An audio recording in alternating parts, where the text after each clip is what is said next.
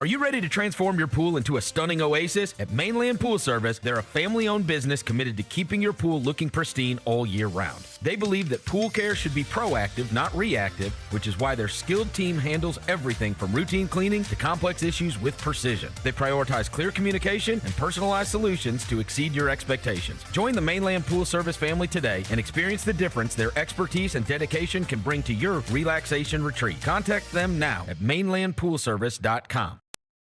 Stay on top of everything happening in the 901, the Mid-South, and beyond with Grind City Media's e-newsletter, bringing all the news and notes directly to your inbox. Lang's World, always by Lang Whitaker, touches on the biggest stories in the world of sports and pop culture, while Michael Wallace's Grizzlies Insider brings you all the latest coverage and analysis around the Grizzlies and NBA. Don't miss a thing. Stay connected to the conversation and sign up to download the lowdown today at grindcitymedia.com. The Grizzlies are proud to team up with Prime Global Group, a company on a mission to redefine real estate investment. By leveraging deep experience, strategic insight, and robust resources, Prime Global Group is shaping a smarter, socially responsible future. Whether you're an investor or simply curious, now's the time to explore innovative strategies that align with your values. Join the movement and discover how you can be a part of this exciting evolution.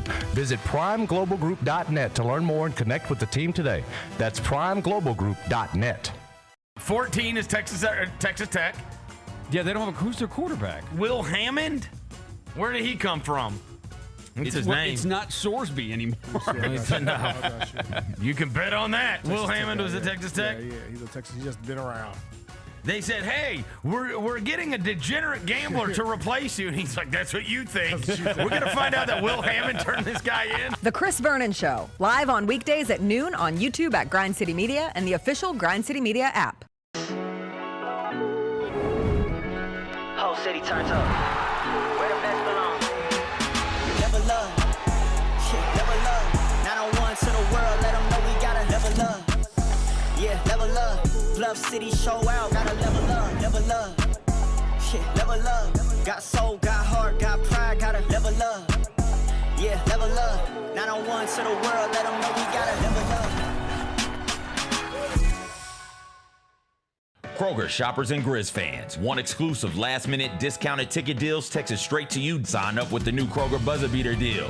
Fans can sign up by texting Grizz to 636-479 or visit your local Kroger store in the Delta Division and scan the QR code. By signing up, you agree to receive recurring automated promotional and personalized marketing text messages from the Memphis Grizzlies. Consent is not a condition of any purchase.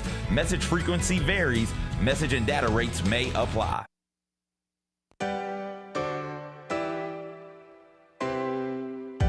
Feels great to feel the sunshine. Gotta own the day like it's all mine. Just got paid in his own time. Been working hard, I've been on the grind. I deserve this feeling, having my way. I've been on this healing. This is my day. The sun's out, let's have a little fun now. I wanna let it all out. That's what it's all about. Cause I deserve this feeling, have it my way. I deserve this healing. This is my day. Grind City Media presents The Jessica Benson Show with CJ Hurt. Live from the Grind City Media studios on YouTube at Grind City Media and the official Grind City Media app. What's up, everybody? It is a Wednesday, August 12th. It is going to be a good day. Jessica Benson with you from the Grind City Media studios in Memphis, Tennessee. CJ Hurt behind the glass. Coming up on today's show, we'll get into some sports action from yesterday. Big Fever win over the Liberty. Stephanie White's impassioned comments before the game. Caitlin Clark saying there was no way they were going to lose that one. We will get into it all. The Minnesota Vikings have named Kylar Murray their starting quarterback this season. It was Pope night at the Chicago White Sox game yesterday. D'Angelo Williams will join us as he does each and every Wednesday. We'll do some WTF stories. If you can make it through Wednesday, you can make it through the rest of your week. Womp womp. CJ. Happy Wednesday. I've tuned you out on this. I know. Really, truthfully. It's really just become... Can I say it? I tune you out all the time. I tune you out all the time. I can't. How? I know you are, but what am I? How can you tune this out? Exactly. That's a great question. How can you tune all of this? I feel like I would have to go to the monastery like Victor Wembanyama and like spend a summer with the monks to really Shave your know head how bald, to, sit crisscross applesauce, meditate. Yeah, that would be how luck. it would have to go. Good luck. Hey, before we get started today, Hey, go ahead. a Memphis legend lost. RIP Prince Mongo. RIP Prince Mongo. Every city has its eccentric characters, and Prince Mongo was one of the greats. He passed yesterday, a nice long life lived to 89, or I think he said he was 333. Correct. Yes, 334. Don't shortchange Prince Mongo. Excuse me. This Please is a don't. tough loss both for Memphis and the planet of Zambodia. We all stand together. No, but really, moving to Memphis and learning Prince Mongo lore is a part of every Memphis transplant's life. Like what? Goggles? Rubber chicken around the neck? Wig? Who? Was he a politician? He ran for mayor? What?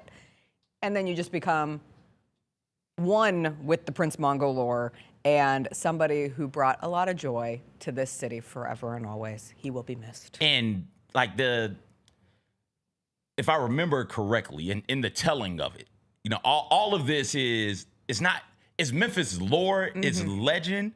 And so it's in its oral history. It's not like we're writing down what happened. You can't go and Prince find Mongo. a book of Prince Mongo. You Although want to you know what I should. thought Prince Mongo was for the longest What? time? For like years. A band? No, I thought he was the owner of Rayford's. Oh, okay. I thought he was the owner of Rayford's. Or there's the Barbecue Fest tent that has a replica of Prince Mongo, and I thought he was like the king of Barbecue Fest. At one point, he was a king. Which honestly, he's the king of everything. He was the ruler, one of the kings of Memphis. And if I remember the way the legend is told, and it's not like it gets told in regular places. You only talk about Prince Mongo middle of the night on something, alcohol or otherwise, in one of the dive bars in the city. And That's the way fair. it was explained to me was Mongo really, in whichever mayoral campaign, the two, I think it was two of them, maybe in one, but whichever one of those he participated in, the early 90s. he really put feet to the fire for the people on stage during the debates. Back when we used to debate opponents, he stepped on that stage and really remember that time. really held people accountable. And so force them to answer tough questions and force them to think through their answers. Did you ever interact with Mongo? No. Because I worked on Cerrito Live. Okay. Kevin Cerrito, for those who don't know, it was a Saturday show on Sports 56. Came on at like 11 sometimes, and then later on it came on at 10, right? And Kevin would routinely, once a year, one of his guests would be Prince Mongo. Amazing. It was Prince Mongo Day. And Prince Mongo flipped it on. He'd come in with the goggles with the chicken, no shoes on the feet. The goggles and the chicken was fine. Fine. The no shoes on the feet, it's like, all right, Prince Mongo, what are we doing here? This with the earth. This is not the cleanest of places for you to be walking around barefoot. And he'd sit down in front of that microphone, flip it on, and the phones would light up with Memphians wanting to call in to talk to Prince Mongo. And it was incredible. At one point, some lady is on the phone trying to get at Prince Mongo, like sensually. And he deepens his voice and he slows it down. And Cerrito's hands just go up in the air like, yes, this is incredible. I ended up seeing him at the Kroger behind Paradiso, the kosher one. I ended up seeing him there. And I was like, oh my, it's Prince Mongo, but he didn't have the getup. He was still barefoot. I was like, okay. In the grocery store? In the grocery store parking lot. I think he showed up, notoriously, he showed up to one of the trials that he was a part of barefoot. And the judge was like, come on, dude. Like, put some shoes on. But again, a spiritual presence over the city of Memphis. And everyone has their stories. And he will be missed in this community. What'd you get into last night? Oh, what did I do? I ended up going to play tennis. Oh. Yeah, was out in Germantown. Shout out. Listen, Memphis has some beautiful parks. Yes. They do. And Germantown isn't Memphis, but Germantown is right there, suburb, so we can count it if we want to. Beautiful park out there. They've got a couple of tennis courts. I think they got like 6 tennis courts. There's a pool out there as well. I went out there and played tennis from about 5:30 till about 9:30. It was hot. Getting Jessica, active. It was hot. I know it's hot. It was hot. I'm going out to TPC Southwind after the show. The Pro-Am is out there today, so the last practice round for the pros, and then a couple amateurs. Cam Spencer is playing around this I morning. hear Cam Spencer plays tennis. He probably plays everything. Don't you think Cam Spencer is that guy that you've always known your whole life? And it's like, I hear Cam Spencer played basketball. I hear Cam Spencer played lacrosse. I hear Cam Spencer plays golf. I hear Cam Spencer plays tennis. I hear Cam Spencer throws a mean dart. And he wins in everything. He's that guy who's good at everything. I bet bar games Cam Spencer lights it disgusting. up. The foosball. Foosball. A little air darts, hockey. Air hockey, pool. Yeah. Yeah, I bet. Backgammon. Do a little cornhole. Yeah. I bet he's a monster on the cornhole field. But I just know it's going to be hot. Yeah. I just know I'm going to sweat. It's good that they got water included in these tickets. It's good they got food drink included in these 30 tickets. bottles of free water. Yeah. I do love.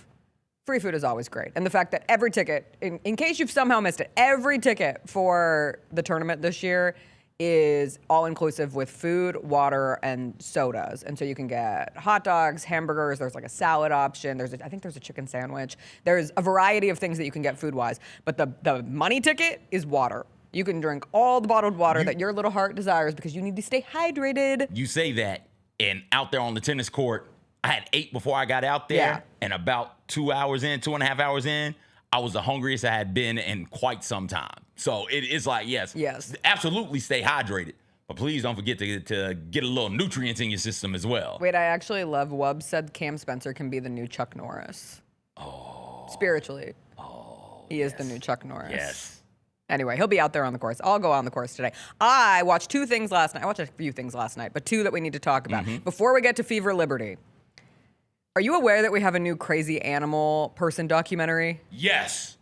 Have you watched? I've been waiting on the second episode to drop. It drops tomorrow. I watched the first episode. You watched it too? Yeah, and so I'm waiting on I was waiting on the second episode to drop, talk about it. Well, now I was next like, week. the second we turned it on, I said, We're talking about the reptile joint? Yes, Monsters of God on HBO. It's the same people who did Tiger King and Chimp Crazy, and it's an A24 production team. It is about exotic reptiles and the smuggling and trafficking industry that has existed around them, and it's told through the story of like the 2 kingpins who started it all, who were essentially feuding and trying to be the top reptile getter and seller in this country, and they're basically considered the origin story of reptile smuggling in this country. And it goes through their ascent into selling exotic animals, how they got them, the idea that zoos were trying to go to them. Memphis Zoo mentioned, this was a different time, this was the 60s and the 70s. A lot of zoos were brought up. The San Diego Zoo was brought up a handful of times. I just always find it interesting. This was the 60s and the 70s, and it was like right before there were more conservation efforts and animal rights groups and whatnot, and just the lawlessness that was going on. They were putting snakes and iguanas and dragons and turtles and alligators in suitcases and going to parts of unknown and then just packing them up and putting them on a plane and being like, I've got nothing to declare, and then bringing them back here and selling them for $10,000. I'm sucked in. I'm so into it. That snake, the opening shot of the documentary is one of the guys like playing with his incredibly poisonous snake, and the snake's head like pops out of a box, and it's like, and then he just kind of pops his head, and he just looks at it. I was like, oh, you're cute. That's how I spent half the documentary, though. I was like, oh, you're cute. There's that beautiful like yellow snake that they keep showing. Yeah. I'm like, oh, you're pretty. You could kill me. You know that was a cobra. Yes. A venomous cobra. Yes. And this cobra had to have been over 6 feet long, right? It's so huge. he's playing around with his snake, which I'm not opposed to, but get out. I'm not. Go home. But I can't. I have bills to pay. You're stuck in this box. I need the insurance. If you guys ever let me out the box, maybe I would be normal. Y'all keep me in this box. Y'all keep me caged like one of those reptiles and expect me to be normal. No, it won't happen. But it's over 6 feet long and it's venomous. So when he puts it back in the box and he goes to close it and it pops back out, it's like, oh, okay, you're a nut job. Yes. And it popped out on some menacing shit. It popped out and looked around like, oh, where's he at? And when I find him, I'm gonna tear his ass up. But then he would say that they're friends, and these reptiles know. Like that little lizard, the poisonous, or not poisonous lizard, the lizard that has like shards for its teeth.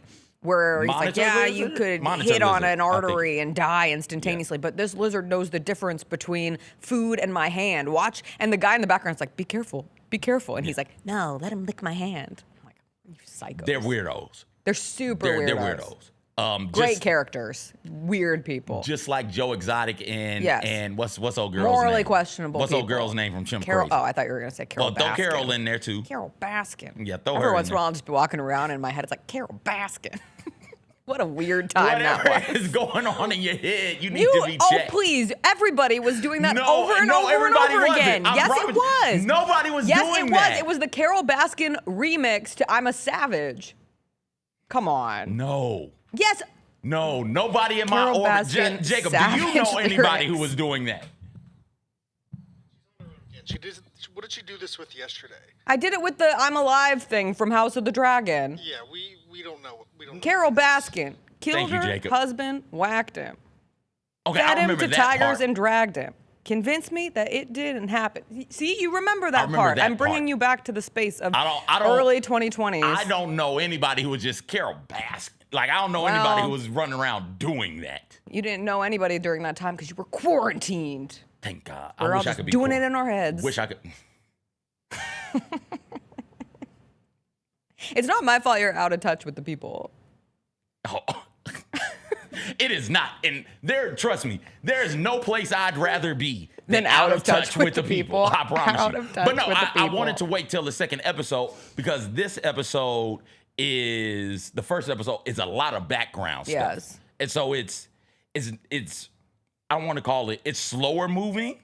And it's like, okay, I'm not sure if this is going to be as good Yeah. or near what Tiger King was or what Chimp Crazy was. Those things popped off and boom. Like first episode was like, oh, I'm all the way in. But that's on what this. I saw as the criticism of this. Like when this one was dropped at one of the documentary festivals, it's not going to do what very few things can do what Tiger King did because specifically of the time and the place that it was released and us. We talked about communal viewing experience. We were all stuck watching the same stuff during that time. Because So Tiger no King sports wasn't on, no. wasn't nothing. They weren't in a rush to drop anything new. They weren't making anything. Everything was halted. Yeah. Some shows waited or were trying to wait it out. Others tried to like slam everything at one time. Anyway, it is slower moving. I think this one focuses more on the idea that these two people specifically, but then everybody within their orbit were responsible for bringing certain reptiles into this country that never would have been here. We talk about this in Florida all the time with the iguanas freezing because they are not supposed to be in a place that even gets as cold as Florida in the winter. And I'm interested in that side of things. And so I was waiting for it Yeah. to get to that side. And drugs get involved. You're right. I'm waiting. I was hoping that episode 2. Why I didn't bring it up in TV Tuesday. I was hoping that episode 2 it would come up and we'd get that part of the story. The way, but we knew. I hear what people are saying, communal viewing, all that jazz, whatever. But Chimp Crazy ends that first episode, if I remember correctly, and they're like, okay, this chimp died. And then like the last 2 minutes is like, oh, they're eulogizing this chimp. And then old girl walks down the stairs and lo and behold, there's the effing chimp. I can't remember. Does Tiger King end with somebody being bitten by the tiger? Like, do we find out that somebody's missing an arm because of a tiger or something like that? Either way it goes, this first episode was not way too much. It was necessary, I'm assuming, background information to set the scene for what is to come. And it's not just the iguanas in Florida. Like boa constrictors are around in Florida exploding because they're trying to eat full-grown alligators and they're messing up the ecosystem. How about the and everything. snake in the toilet at the beginning when they were showing just yeah. the montage of reptiles being where they're not supposed to be? And I was like, there was a snake in a toilet. I had every right. Quicksand, probably didn't need to be afraid of. Snakes coming up in a toilet. Now that kid had the snake in his helmet. Oh, Snakes can be anywhere. I didn't know that. I didn't see that yesterday. The kid with the snake in his the helmet, he was playing football and something was moving around in his helmet. And he was like, Coach, this feels funny. And they took his helmet off, and under the padding of the helmet was a rattlesnake. A rattler? A rattlesnake. It didn't rattle at him? No. What? There was a snake in his. There's a snake in my helmet. A snake in his helmet. What? And it happened in Arkansas. It happened in Arkansas. Rattlesnakes in Arkansas? That's what it said. It was what was the name of the snake? I don't think they're supposed to be there. They're supposed to have copperheads. Maybe they are supposed to be there. I think they're supposed to be there. We saw a rattlesnake. It wasn't in Arkansas. We saw a rattlesnake in Illinois. It's called a 2-foot-long cottonmouth. He had a cottonmouth in his helmet? And incredibly venomous. We got cottonmouths, don't we? It didn't bite him. It was like it was embedded in the padding. How did it get in there? Oh, that's awful. It was seeking shelter. That's terrifying. Yeah, for the snake. The snake had to play football for that day. The snake probably got a concussion. Do you want to be the one with a concussed snake in your helmet? No, I don't want to be the one with a snake in my toilet. I don't want to be the one with a snake in my That's horrifying. helmet. All right. I'm glad that kid is okay. It's somehow 20 minutes in. So we got to take a break. We'll come back. We'll talk about all the happenings in last night's Fever Liberty game. Big win for the Indiana Fever. We'll get into that, some NFL news and notes, plus D'Angelo Williams still ahead.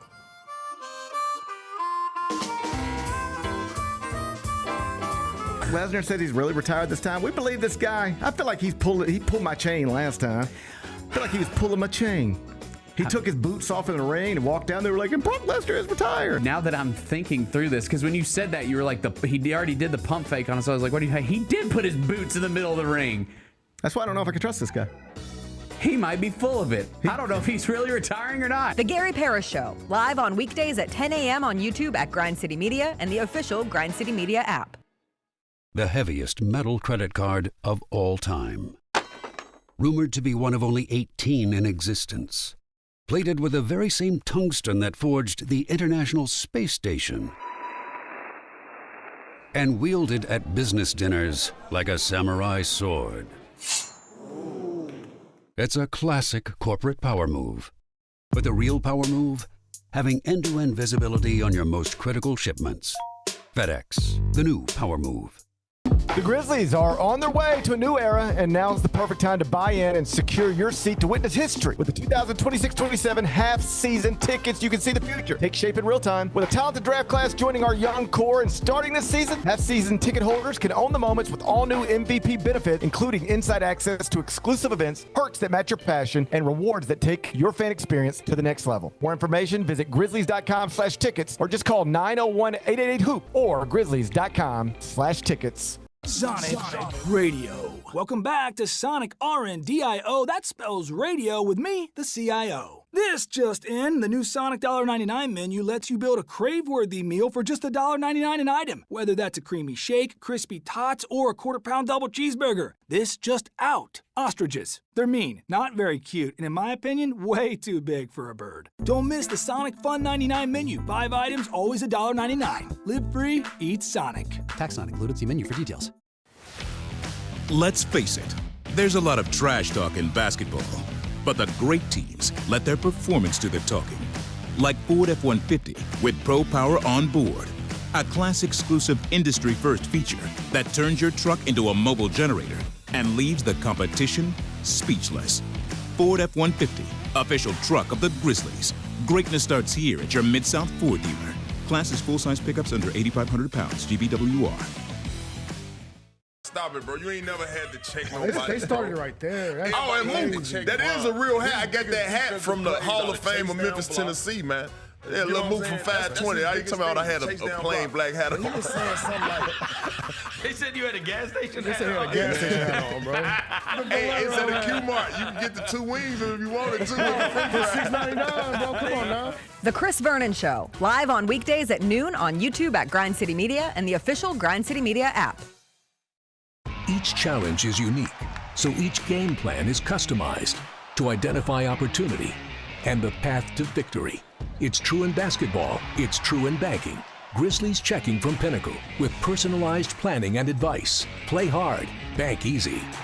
Open a Grizzlies checking account with at least $100 and a recurring direct deposit by May 30th, and you could receive a $200 direct deposit bonus into your account. Details at grizzliesbanking.com. Member FDIC.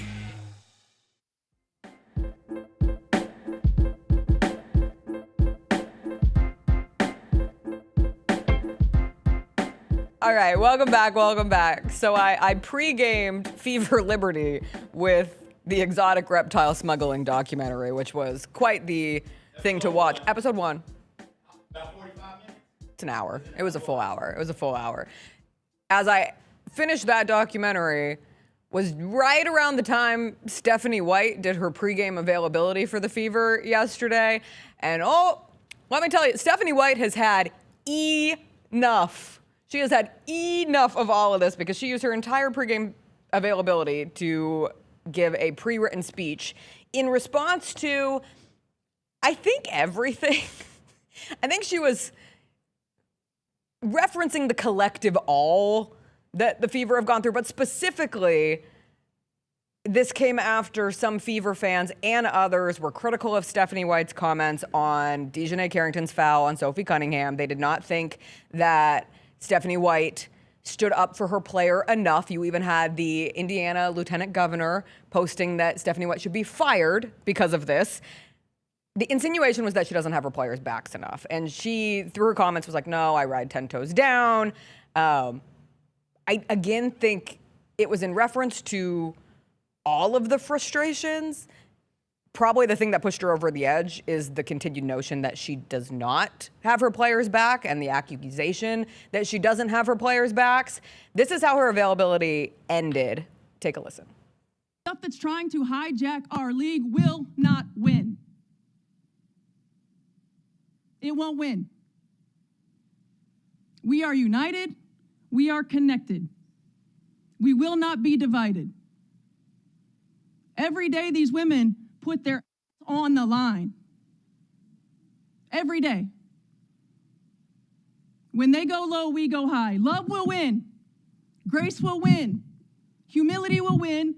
And kindness will win. I stand by them. I will always stand by them. Everybody else can go to hell. She did one of my favorite things. One of my favorite things is when people are like, love will win, and everybody else can go to hell. Which, to be clear, life is nuanced, and both of those things can exist. So there's absolute truth in that. But there is nothing funnier than someone being like, love will win. When they go low, we go high. And everybody else can go to hell. Basically, F you guys. Basically, F the haters. Love will win, and F you guys. Love will win, F the haters. Love will win, the rest of the haters go to hell. Bye-bye. You are the weakest link. Goodbye. She's so frustrated. She is obviously so very frustrated. And then she got booed by the home fans when they did the player introductions. So by the time that game starts, and from the opening moments where Caitlin Clark dropped poor Pauline on her booty and hit that 3, I was like, there's no way the Fever are going to lose this game. And Caitlin Clark herself said after the game, there was no way that we were going to lose this game. And Caitlin Clark came in the defense of her coach. She said she didn't appreciate the fans booing Stephanie White in that situation, that it made her sick. But it did certainly seem to light a fire under this team's ass. And they came out strong. They went up 20 in the first half. They end up beating the Liberty 106-92. The Liberty are a slower-paced, methodical team, and the Fever were running and gunning all over them. They were like, beep, beep, beep, beep, bye, every possession. Made basket, bye, up the court, before the Liberty could even begin to get their feet back under them. I think the Liberty got it to like 9 in the third quarter, but it never felt in doubt. I thought it was the best they have looked as a team this season. They were gelling well. Maybe there was the one Aces game back in July where they won, and they looked good in the Aces game that they lost to, where they all fell apart, and Caitlin Clark especially had kind of a rough end to that game last week. But as far as a team just operating completely in sync, they were impressive last night. And they are so fun to watch when they're clicking like that. Like Caitlin Clark and Kelsey Mitchell together, the show that they can put on offensively continues to be wildly impressive. They combined for 38 points in the first half. The Liberty's entire starting lineup combined for 35. So Caitlin and Kelsey, 38. All the Liberty starters, 35. Kelsey Mitchell's 20-plus point scoring streak continues on, where she had 20 in the first half, 28 in the game, I think. And Mitchell being the best scorer in the W right now, certainly a huge part of the Fever's success. But watching Caitlin Clark last night, she is really growing into her play. And I thought her passing angles were excellent. The way that she has evolved as a 3-level scorer, not just as a 3-point shooter, getting to her spot. She runs that offense. She runs the best offense that we have ever seen historically in the WNBA. And she has 22 and 10, which was her 19th 20 and 10 game of her career, which is more than any other franchise has ever had in WNBA history. So it was an impressive win for the Fever. Again, one of those nights where coming off of Stephanie White's comments, you were like, there's no way they're going to lose this game. They felt that way too. It was a good performance from their big three. All of their contributing players, all their role players stepped up in various moments. Sophie Cunningham finally hit a couple threes after a few off games. Lexi Hole even had a nice offensive stretch early on in that game. Monique Billings is the perfect bench player for them. And then getting KK Timpson in that starting lineup, I think is huge for them. I know there's been a call for that to happen, and she was excellent on Breanna Stewart in that game. So big win for the Fever. Maybe this will be the moment that they need. It was a huge win when you think about it from a standings perspective. Before we get there, though, if you can get 3 players in any level of basketball to go 12 or 17 from 3, pretty good. Like you stand a good chance of winning. If you can get 3 different players and make 4 threes, you stand a pretty good chance of winning an individual game, and that's what happened last night. When you think about Kelsey Mitchell, was Kelsey Mitchell perfect from 3? She made 4. Caitlin Clark made 4. Caitlin was 4 for 8, and Cunningham was 4 for 5. So you had those 4 going off. And then what makes this offense so damn dynamic is, all right, Caitlin and Kelsey are going to go off. You might get a Cunningham moment or 2 here or there. But Aaliyah Boston's right there. Yeah. Aaliyah Boston is also still on the court. Aaliyah Boston is a really good interior defender, and Aaliyah Boston can get buckets also. She ended up with 19 and 7, like right? a quiet 19 and 7, but because perfectly timed. That run from her at the beginning of the fourth quarter where I think she had 7 points in a row really sealed it off from the Liberty. Yes. And she's stepping out and hitting threes, and taking threes confidently and making them. Now she's got to figure out, her footwork on a shot fake and put the ball down so she can stop traveling. But when she steps into a 3 with confidence from the top of the key, that's a good shot for them. So now it becomes, all right, where the hell do we help from if I am a defense? Like, how do I scheme these ladies out of what they want to do? And you can't. You legit can't. So make it as difficult as possible for them and hope that shots aren't falling for this offense. Because like you said, it is prolific. It is one of the best offenses we've ever seen in this league. And from a statistical standpoint, it is the best offense up to this point in the league that we've seen. Now, defensively, they're a bottom 4 defense, and that is where my issue with them lies. But maybe with the change in the starting lineup, maybe getting a little bit more defense in there will end up helping them some come postseason play. But this was, from a standing standpoint, important for them because I think that they were either tied or only a half game up on the Liberty. In the standings with the win, they moved to a game and a half up on the Liberty. They were a half game up on the Liberty. So with the win, they move a game and a half up on them. It is going to be so very, very important for those teams that are sitting there vying for, I think, 4 through 8 to get 4 or 5. Because you end up with 6, 7, or 8, you're going to end up playing the Valkyrie, who will turn your water off. And I would love to see Valkyrie fever, right? I would love to see that. But the Valkyrie, who defensively can turn your water off, you will end up playing Asia Wilson and the Aces, which we know about them. Or you would end up playing in the first round the Minnesota Lynx, the best team in the W so far this season. So standing and positioning, it's that time of the year where we're right up against the end of the season. That was a huge win for the Fever. And if they can just stay locked in as a team and try to block out the exterior and not bring further exterior on themselves. They have, though, haven't they? I think they have. I think for the most part. Yeah. But, Stephanie White making those comments at the beginning yesterday, she could have said nothing. I think that was the straw. Yeah, I think that's what I mean. She was addressing the collective, but that was the straw that broke her to the point where the one part, I thought it was a very impassioned speech, so I'm not trying to nitpick it. But even just, we've talked about this, giving credence to the people online is something this league is going to have to, and this isn't just a Fever problem, this is an everyone problem. Trying to discern the difference between what is an online conversation versus what is a real conversation. And I understand those are blending now because then Stephanie White gets booed at the beginning of that game. So you can't say it's just an online conversation when that is happening in real life existence. And I hope by Caitlin Clark saying, like, we wanted to get this win for our coach, maybe that will shut some of the people up. It won't. It won't, because this isn't that. This is bad faith. This is another example of bad faith conversations happening in the WNBA. Yes. This situation missed me entirely. Where it is, okay, why are they booing? Now I got to go and look up why the hell the fans are booing, why this is a thing. So when Cunningham goes down, when DiJonai commits that dirty play and takes Cunningham down, Stephanie White steps past Sophie Cunningham and goes straight to DiJonai and gets between the two. And they're like, yo, why didn't you yell at DiJonai? Why didn't you go and grab your player? Well, Cunningham was being restrained. Cunningham was good. Stephanie White stepped in there to placate the situation. That's what happens sometimes. She's got a relationship with DiJonai. She coached DiJonai. She knows DiJonai Carrington. And apparently she's fond of DiJonai, which happens. DiJonai Carrington plays basketball hard, just like Sophie Cunningham, right? Like that you do not have, white people do not have the exclusive rights to hard-nosed, gritty players in any sport. We like to make it seem so like, oh, this person is a gym rat. They play so hard. No, everybody does that. That's not an exclusive, but we only use those types of words when it comes to white people. But DiJonai embodies that as well, right? Getting off on a tangent. So she steps in the way, and then after the game, she's like, no, because she knows DiJonai. She's like, DiJonai is not a dirty player. There's no way that DiJonai would do that. I know her personally. There is no way that she would do that.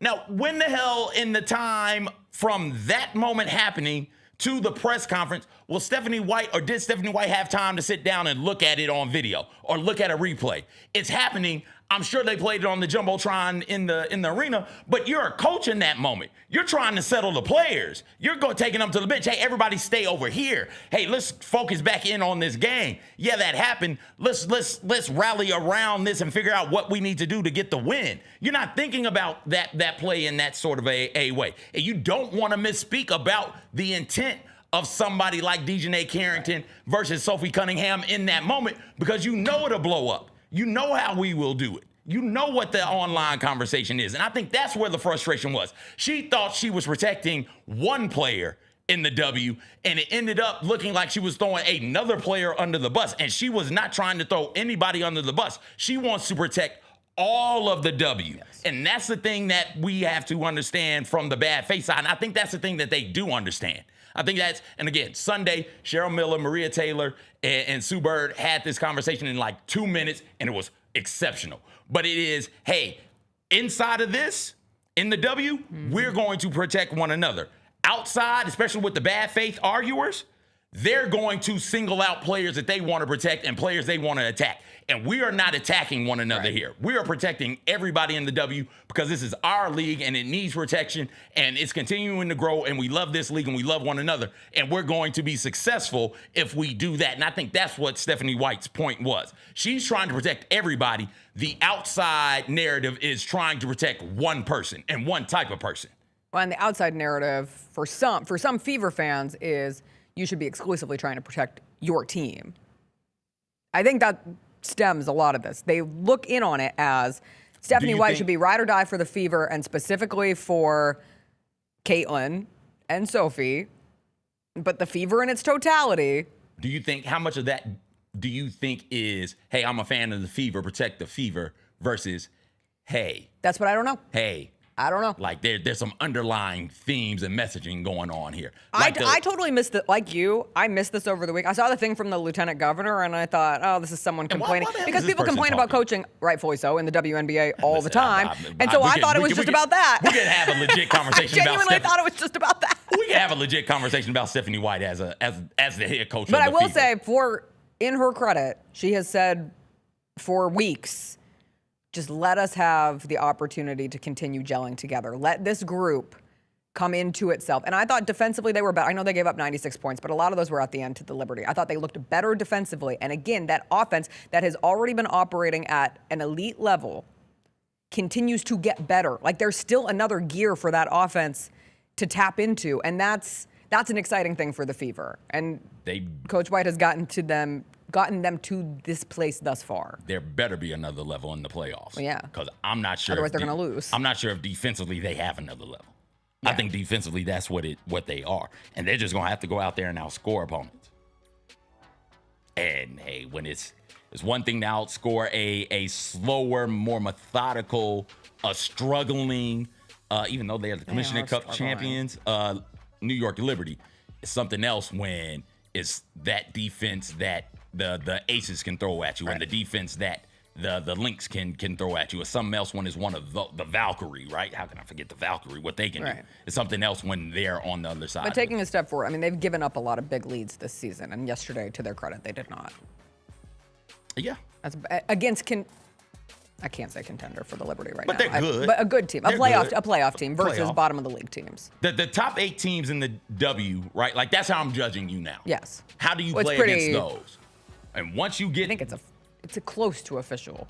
Yeah, once you get to 9 on, it's like, all right, man, you're supposed to beat them. Yeah. I'm not impressed by you beating the up top on the 8 are Sparks. above 500 and the bottom are below 500. Way above. Yes, the Portland Fire are 9 and they're 13 and 19. Yeah. So they are, yeah. So. All right, we'll take a quick break. When we come back, D'Angelo Williams will join us. We'll catch up with him after break.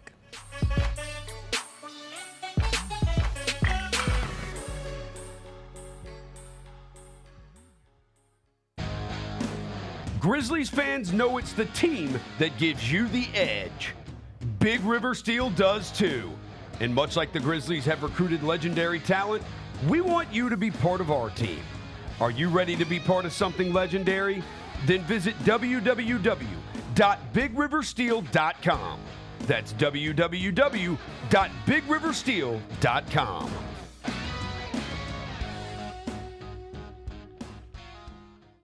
The Grizzlies are on their way to a new era, and now's the perfect time to buy in and secure your seat to witness history. With the 2026-27 half-season tickets, you can see the future take shape in real time. With a talented draft class joining our young core and starting this season, half-season ticket holders can own the moments with all new MVP benefits, including inside access to exclusive events, perks that match your passion, and rewards that take your fan experience to the next level. More information, visit grizzlies.com/tickets or just call 901-888-HOOP or grizzlies.com/tickets. Sonic Radio. Welcome back to Sonic RNDIO. That spells radio with me, the CIO. This just in, the new Sonic $1.99 menu lets you build a crave-worthy meal for just $1.99 an item. Whether that's a creamy shake, crispy tots, or a quarter-pound double cheeseburger. This just out. Ostriches. They're mean, not very cute, and in my opinion, way too big for a bird. Don't miss the Sonic Fun 99 menu. 5 items, always $1.99. Live free, eat Sonic. Tax not included. See menu for details.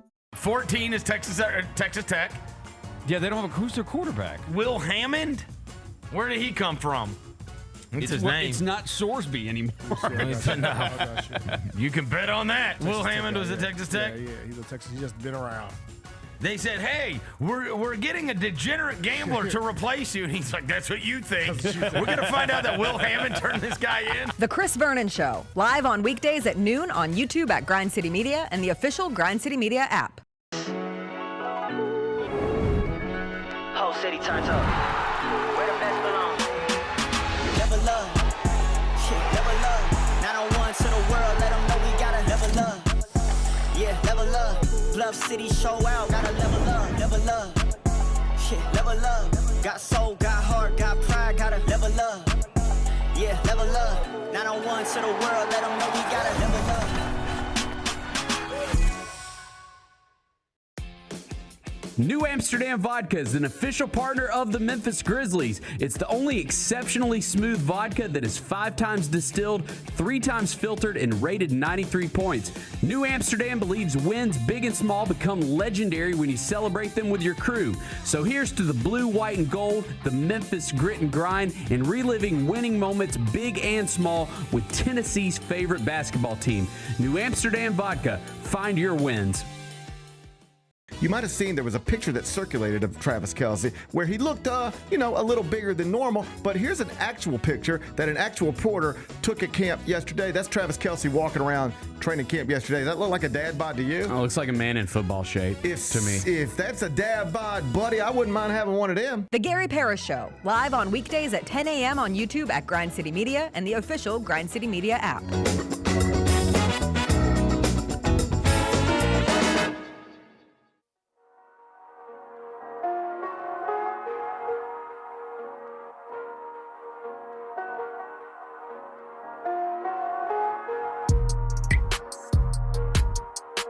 I have news. I was waiting for CJ to get off the phone. D'Angelo Williams has better things to do today. But can we drop the news? Or should we wait? Drop the dun-to-dun? Please. Always drop the dun-to-dun. Can we drop the dun-to-dun? The homie is at Disneyland. Land or world? Land. Wow. That is why the situation popped up. Oh, it's early. It's 6:45 there. Exactly. Oh my God. Exactly. We interrupted that man's vacation? You Yeah, called him at 6:45 a.m.? With the family. I feel like he's an early roper, though.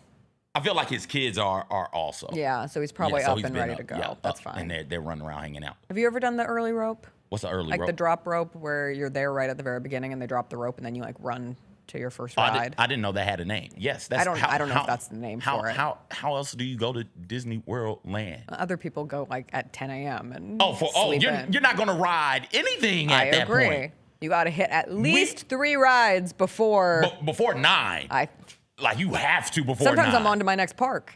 If I'm doing 4 parks in one day at Disney World. Oh, I would never do 4 parks in one day. Well, back in our local news days, that's all we could afford. Okay? I remember that. I remember that. Also on Cerrito Live, we talked about that. But yes. Yeah. Yes. Yeah. Yes. She's like, hey, guess what Jessica did? It's like, what, Kevin? What did Jessica I was gonna say I'm honored that I was a guest alongside Prince Mongo. Yeah, man. I wish we could have gone on together. Oh, you would not be able to handle Prince Mongo. You wouldn't. I'd try my best. You would. I would try my best. He would be wonderful. You, on the other hand, be like, what the hell is happening? This is awful. You get flustered sometimes with D'Angelo. Prince Mongo, yes, Prince Mongo was a different thing, man. It's true. And it would have been me like 8 years ago. Oh. I've been forged in the CJ fires, the D'Angelo fires, the Gary fires, the Chris fires. Do you remember the first conversation with D'Angelo? D'Angelo Williams comes on here and you and Megan are excited. It's like, all right, we're going to be able to talk football. But he doesn't want to talk football. So what I don't remember the first, but I remember within about 3 weeks understanding we were never talking about football. It was the fence. Oh my God, yes, his neighbor's fence. No, his neighbor's tree on his fence. Right. Yes. And who was responsible for paying for the removal of the tree? Yes. And then making sure that the fence was Yep. I mean, it had to have only been a few weeks later that was the pregnant parking spots. No, pregnant parking spots might have been the next year. No, I think a few weeks later was the band. The band almost was the end. I was like, I don't have an opinion on this subject. He threw your school in there too. He's like, yeah, like USC's band. You're like, nope, I'm out. out. But you know what? I was rewatching a performance of the USC band with Fleetwood Mac, and I was like, damn, Tusk really hit. Good band. That was a great band. Yes. Not in the same realm Not a completely of different HBCU thing. bands. Completely different thing. Two different, it's like comparing apples and oranges, as they say. Yes. They're both fruits, apples and oranges, but they're completely different type of fruits with completely different textures and tastes. Correct. They're both bands, PWIs and HBCUs. Correct. But they're completely different sounds with completely different movements. You can't compare. All right, well, I hope D'Angelo has fun in Disneyland. Thank God we can talk about the Vikings naming Kylar Murray their starting quarterback. What would we have done if we didn't get to Kylar Murray starting QB in Minnesota? That means J.J. McCarthy is the backup. Womp womp. I remember his successes that I can count on one hand. Well, specifically his debut. His successes? There were like 3 okay games. Is okay successful? In comparison to the rest. I mean, you judge it on a sliding scale. You've got to get to this point where you're like, if J.J. McCarthy can't survive and thrive or show you some threads of, hey, he might be the long-term answer. While playing for KOC, while playing in a system that is very structured for the quarterback, and then having weapons like Justin Jefferson and Jordan Addison, you might not make it. You might not make it in this world. And now we'll have the opportunity. Who's the tight end out there? Is it Hawkinson? Is it the Hawk? I think it is. I think, yeah. Yeah, it's Hawkinson. Yeah. Right, so it's weapons out there. Yeah. It's weapons out there is what you're telling me. Okay. Many. Mm-hmm. And now Kylar Murray time. Kylar Murray can be the next Vikings quarterback that has the opportunity to come and rehab his career. Didn't we know that was coming? You asked me a week ago, Yes, 2 weeks ago. we both said when we were going through who's the starting Yeah. quarterback for each team, and it was pretty assumed that Kylar Murray was going to be the starting quarterback for the Vikings. This was no surprise, and yet people treated it.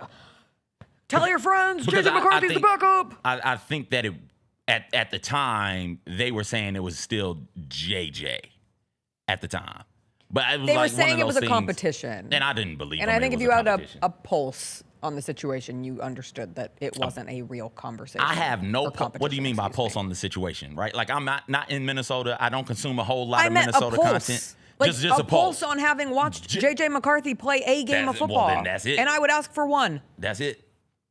He told that huddle, we're down 11. Where else would you want to be? I'm not trying to dunk on JJ. That's your quarterback. He is. He's a national That's champion. yours. He is. He's Can't a take national that from him. champion. Can't And take he that will from go him. down forever as a Michigan football hero and legend. His 4 years from true freshman on, some of the most successful seasons of football in University of Michigan history. Love him for it. This ain't University of Michigan though, right? Like He got that money. Yeah, you're not playing Purdue. You're not playing Eastern. You know. He ranked dead last in completion percentage, touchdown to interception ratio, and passer rating. He was the only first-round quarterback since the merger to finish last in the league in both completion percentage and touchdown to interception ratio in his debut season. Yeah, that's about what I expected from him. Really good college quarterback, really good collegiate system he was in. Shout out Jim Harbaugh. Yeah. Also shout out Connor Stallions, forever and always. I saw someone say Connor Stallions has stooped to new lows, putting a rattlesnake in that kid's helmet. Made me giggle. But no, this is. I didn't see it in undergrad, and then it's playing out pretty much the way I feared it might in the NFL, where he was aided. First off, if you're at Michigan, it's just one of those programs where when you step on the field, 9 times out of 12, 10 times out of 12, you're the most athletic team on the field, right? Yes. So throw that in there, 1. But 2, he was like that system just worked. He had 2 or 3 really talented running backs to just lean on and hand the ball off to. Had a tremendous offensive line, quality tight ends as well. And so JJ in a given game, he might have complete more than 3 or 4 throws, right? Yeah. But he only had to make 3 or 4 throws and hit on about half of them. So if JJ on a big third down could get a first down, it was never like 3rd and 12, 3rd and 15. It was like 3rd and 4. Like, can we play action and JJ, you hit the dude who's going to be wide open in the flat, go do that. And he could, and he did. And so in the NFL, you got to be able to You got to put the pressure on the defense at the quarterback position. You've got to be able, in really, really small windows, to throw dudes open. And that, to me, was never what J.J. McCarthy was. I think that I expressed some surprise in J.J. being taken in the first round. I think I might have said, I wouldn't take J.J. in the first 2 rounds. But, here we are. And career's not over. Just because you become a backup, career's not over. No. Bryce Young was backup last year. Sam Darnold was discarded from the Jets, found success in Minnesota, then got discarded for J.J. McCarthy and went and won a Super Bowl. I almost said run a Super Bowl. But so you can do that. Yes. And so maybe this is what will happen for J.J. Well, and that's the interesting thing for Kylar Murray too, because you have one of the most statistically dynamic quarterbacks in the league in the last few years. And the question is if his athleticism can continue to carry him. Can KOC's system put him in a position? He has the weapons, like we just said. That's not going to be a downer. When the Cardinals had their most success, it was when he had DeAndre Hopkins as his number 1 receiver. But for whatever reason, the statistical advantage of Kylar Murray has not translated on the field the last 2 years. And there's a durability issue there, and can he stay healthy? But if there is a place for him to thrive, I do think he has the opportunity ahead in Minnesota. It will be, can he stay on the field? Is his athleticism still a driving factor in his game? And can he just get his confidence back? Do you think does this change your thoughts on that division? Like knowing that it's Kylar Murray at the starting quarterback and JJ at the backup. Does it change? Because that division seems to be pretty good. You got the Bears, the Lions, and the Packers potentially like, could that division send 4 teams to the playoffs? Yes. Okay. But I would have said that even if JJ somehow, was even with JJ. That means you insane. believe a ton in that talent and a ton in that defense. I got you. And rightfully so. That's a good defense. And a part of that, too, because not only is it having those guys at receiver, it's the 1-2 punch of Aaron Jones and Jordan Mason. Mm-hmm. But then, again, health. Mm-hmm. I think Lions, Bears, Packers, Vikings, but all 4 could. Okay. But that's how you have it right now. Yeah. Today. Okay, cool.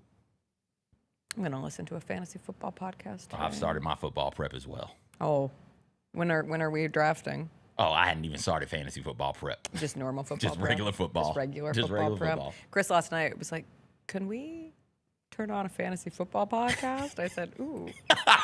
Other households have way sexier things. But no, we're going to watch Monsters of God and talk about some reptiles. We can't merge our fantasy football prep. Oh, don't want him stealing company cross secrets? streams. Yeah. All right, outside of that, the other fun sports news that hit my timeline yesterday, the Chicago White Sox finally had a Pope night. I don't know why they didn't have this before. I think they wanted to make sure they did it tastefully.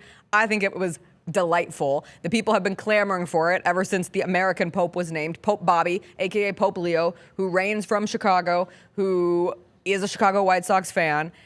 It makes perfect sense that they should have a Pope night. And it was a sellout. And they gave away Pope hats. And they did a peace be with you during one of the inning breaks. And I think that's beautiful. Everybody shook hands. Everybody gave each other little hugs and said, peace be with you. And also with you. Peace be with you. And also with you. Can I tell you something, sharing something? Oh, yeah. My least part.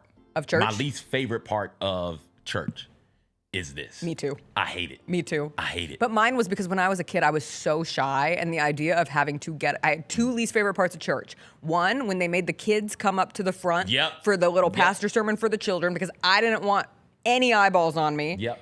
And 2, peace be with you, because you had to go shake a stranger's hand. And that was not something that I was interested in as a small tot. We would go, my sister was just born. And so you know the rhythm of the service. And it's like, okay, the choir has marched in. All right, they sang a couple of songs. All right, now we're doing this. Okay, we're doing this. All right, the announcements are ending and we're finna get up. Give me that baby. I would just hold my sister. Be like, I can't hug you. I'm holding my baby sister, man. It's like, oh, aren't you so sweet? It's like, yeah, get the hell away from me. I don't know you like that. Don't touch me, lady. I would convince myself that they could run out of time. I would want the sermon to go too long. So y'all did it at the end? Yes. Not at the end. I think we did it right after the sermon, between the sermon and whatever songs and final readings came after, and communion. Because I was Lutheran, so we also did communion. Did you do communion? Not in Baptist, no. Okay. But man. Wait. Do Baptists do it? Maybe. I feel like someone who focuses their day on food would know if you were given a small, tiny piece of bread or wafer. I wasn't baptized until I was like 2020. Yeah, 2021. Oh, wow. I thought I was an old baptizee. You can't get, you don't I was like get 7. communion. A word? I was with all the babies. Again, things I did not like. Eyes on me in church.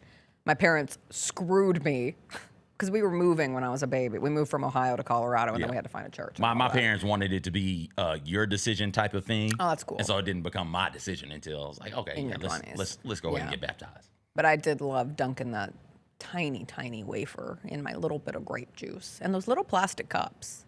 The little plastic cup. It was just enough to know you're drinking, but not enough to get a good taste or a good swallow. It always pissed me off. That pissed me off as a grown-up. I don't even know what I just had. Like, what is this? Peace be with you. I was like, if I was at a baseball game and someone started doing peace be with you, I'd be like, ah! Not again. Any concern about the size of the hats?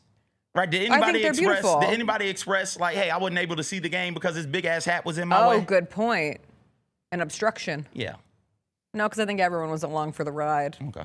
Everyone who was there got to get a Pope hat. They were already selling for $70 on eBay. Get out of here. Get your ticket price back. They had a nun throughout the first pitch. Okay. Sister Jean? Sister, would you like a catch? She's gone but never forgotten. Never forget. Wait, she did die, right? She died. I'm pretty sure Sister Jean passed. I think we've lost Sister Jean and Aaron Carter. That's not funny, Jessica. She did. She passed. Thank you, Jacob. She Thank was you. 106. Life well lived. Aaron Carter was only 30? 34. Oof. I hope they're playing a game of hoops in the sky. They're having a party at Aaron's house. Boom! I put it in the hoop like slam! Slam! Da-da-da-da-da-da, bam! Jam! And that's how I beat Shaq. Swear I'm telling you the facts. Because that's how I beat There we go. Shaq. All right, come on, man. I'm much better with Aaron's party. Okay. I believe you. I don't want you. No, you don't want force it. you to do it. Don't force me to do it. Don't force me to do it. I did like the Pope Night, though. I thought it was funny, and I like baseball teams leaning into bits. Yeah, man. Good stuff. All right, we'll take a quick break. When we come back, CJ has to answer for his new quarterback. This team is going to be the death of me. It's a new vibe. And I don't At like Michigan. it. I don't like it. I don't. I do. What? I like it. Okay. Yep. Okay. We'll talk about that, some other WTF stories as well after a quick break.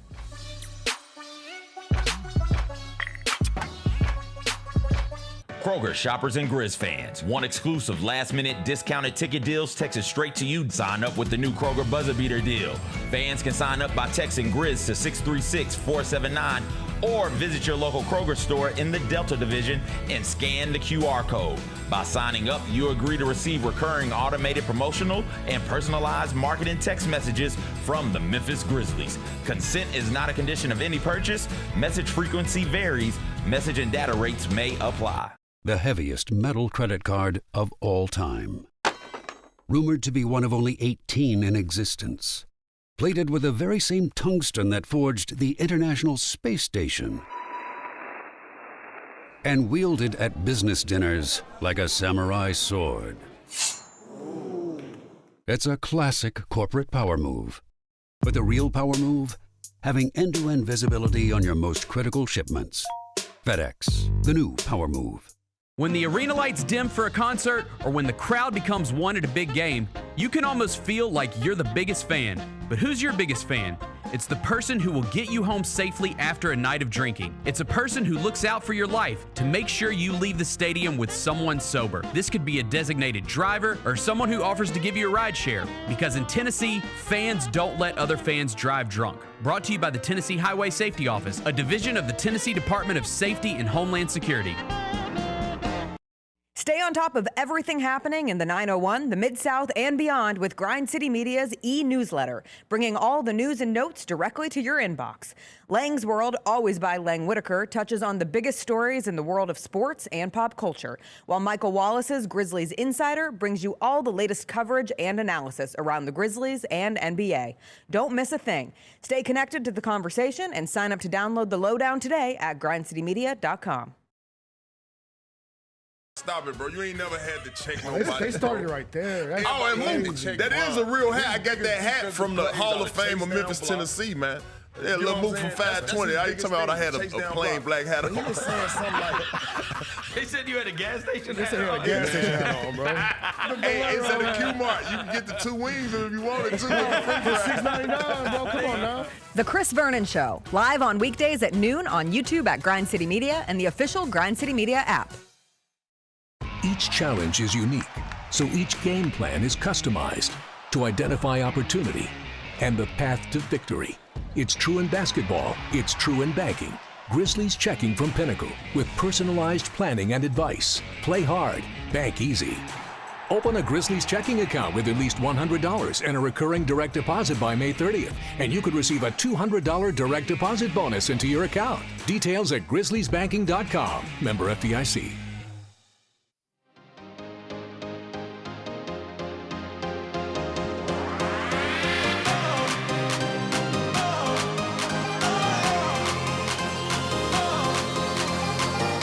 Championship returns to TPC Southwind August 12th to 16th. Don't miss your chance to watch the PGA Tour's top players compete in the first event of the FedEx Cup playoffs to see who will move on in 2026. Fans now have access to free food and non-alcoholic beverages through the Grounds Plus ticket. Be a part of Tennessee's only PGA Tour event and witness the unmatched competition of the playoffs. Buy tickets at FedExChampionship.com.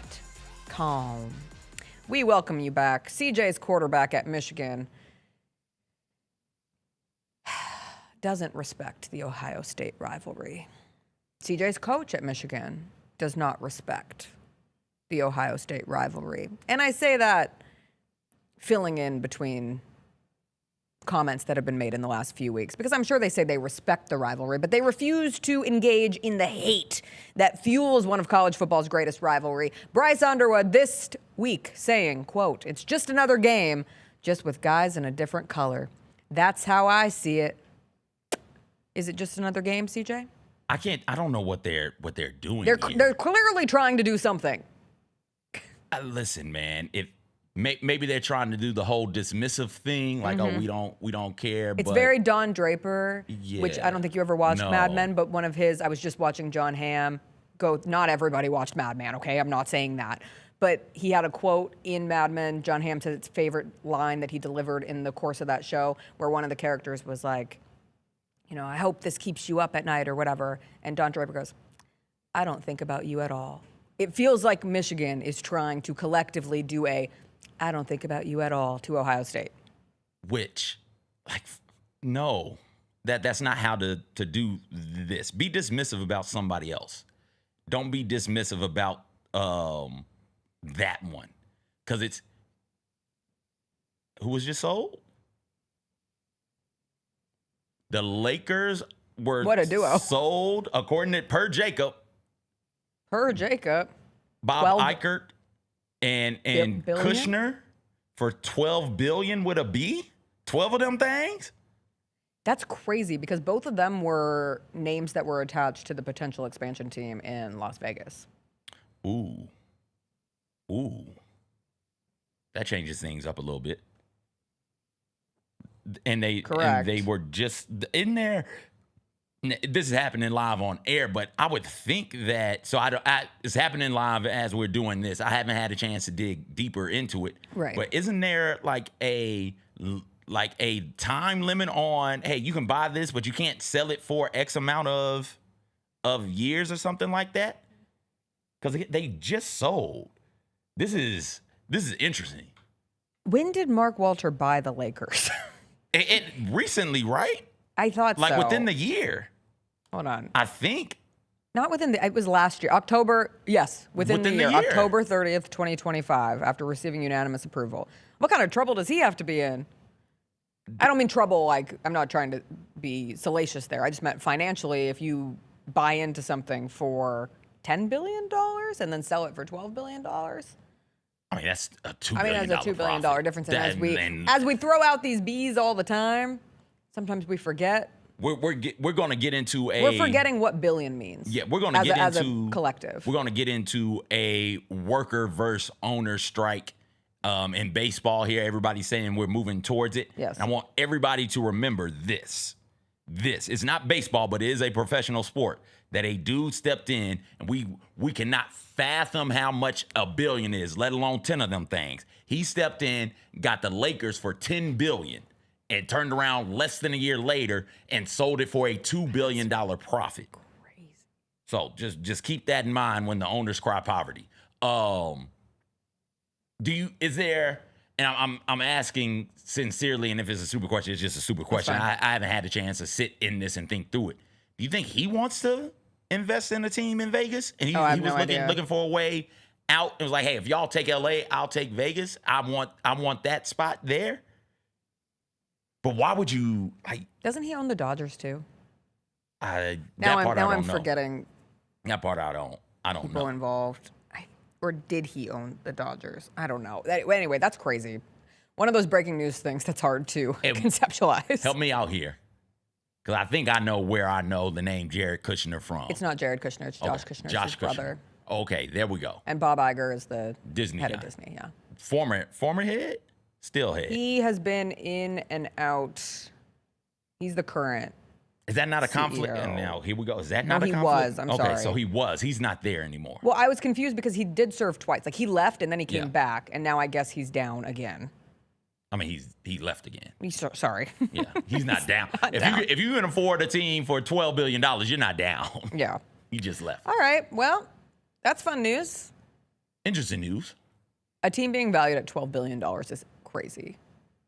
And that's a. Do you ever just sit back and think, like, because we don't do this where things taper off, they just keep growing and growing. So 10 years from now, what will a valuation of an NBA franchise be?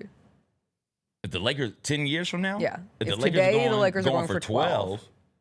10 years from now, I see no reason why the Lakers, at a certain point, this bubble's got to burst, doesn't it? But if it keeps growing, I can't imagine they go for anything less than 20.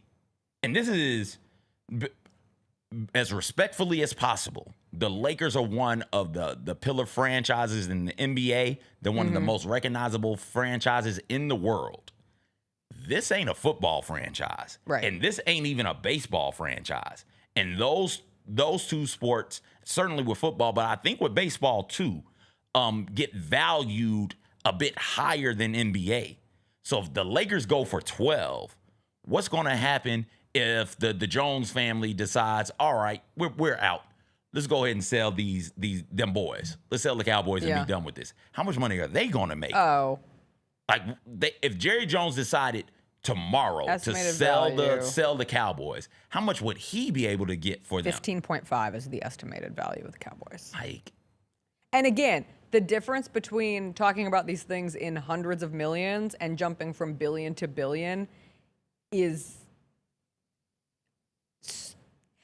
I put this up because I always forget the exact numbers on it, but like how to categorize $1 billion, because the human brain, I don't want us to ever get to the point where we're just like, $1 billion is $1 billion. Like this guy just made a quick $2 billion in a year after buying it for this number and selling it for this number, and now you made $2 billion in a sale based on the difference. 1 million seconds is 11.5 days. 1 billion seconds is 32 years. Yeah. If you spent $1,000 every day starting from the year zero, you would still not reach $1 billion today. A stack of 1 billion single dollar bills would reach nearly 68 miles in the sky. Laid end to end, $1 bills would wrap around the earth almost 4 times to get to $1 billion. It's a lot of money.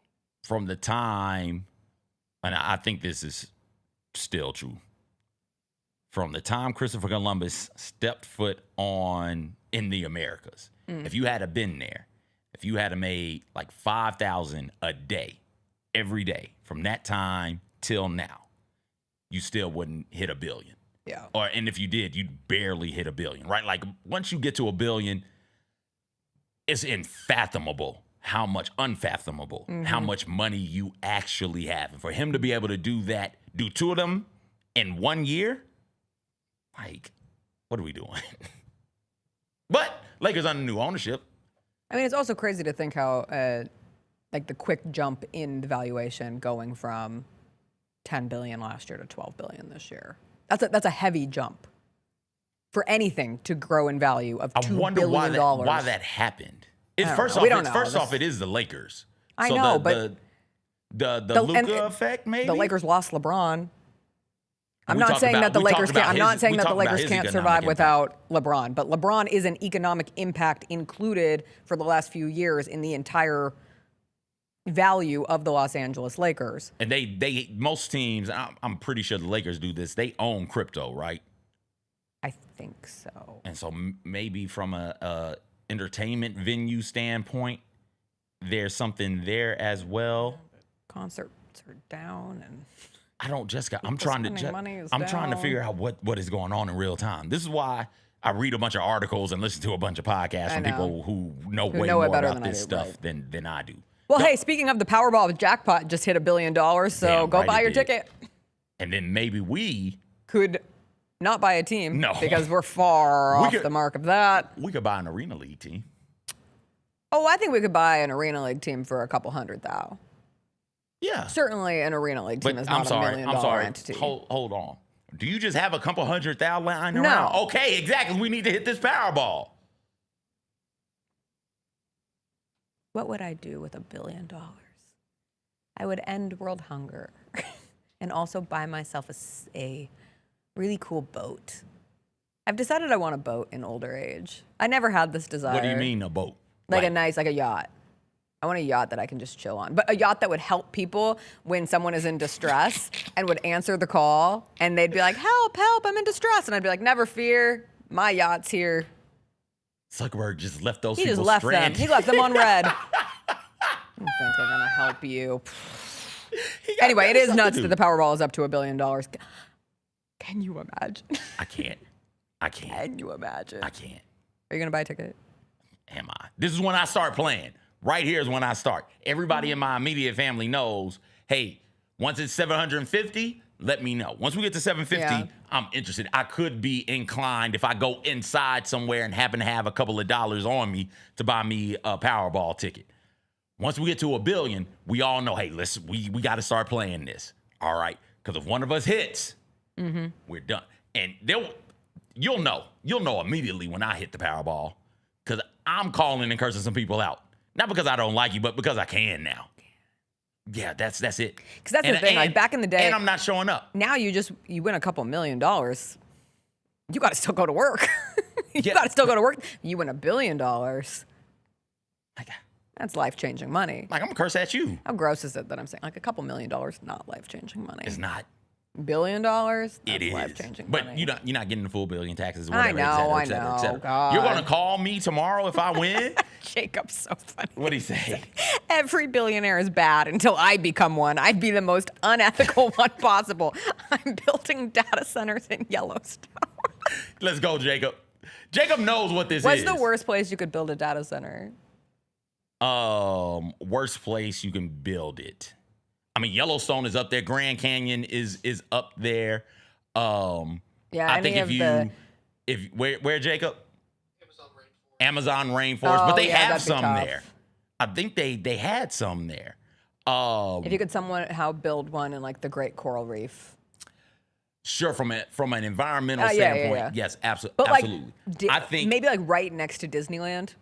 No, that'd be tough. No, a lot of kids go through there. I think if you tear down like the MLK statue to pick one there. Okay, fine. Right, now, I didn't realize we were tearing down something in order to build the data if you center. tear down the National Civil Rights Museum in Memphis to put your data center there, that would be that 16th Street Baptist Church. If you tore that down and dropped one off right there, I think those would be a bad look. Inside the Colosseum in Rome. It's like, welcome to the Colosseum. Yeah. You can also see the world's largest data center. When you said inside the Colosseum, I thought you were talking about the Mid-South one. I was like, yeah, that would be pretty bad also. That'd be bad. Or the USC Coliseum. Yeah. Good stuff. Gotta go buy my Powerball ticket. Got to. God, I'm like, that broke my brain.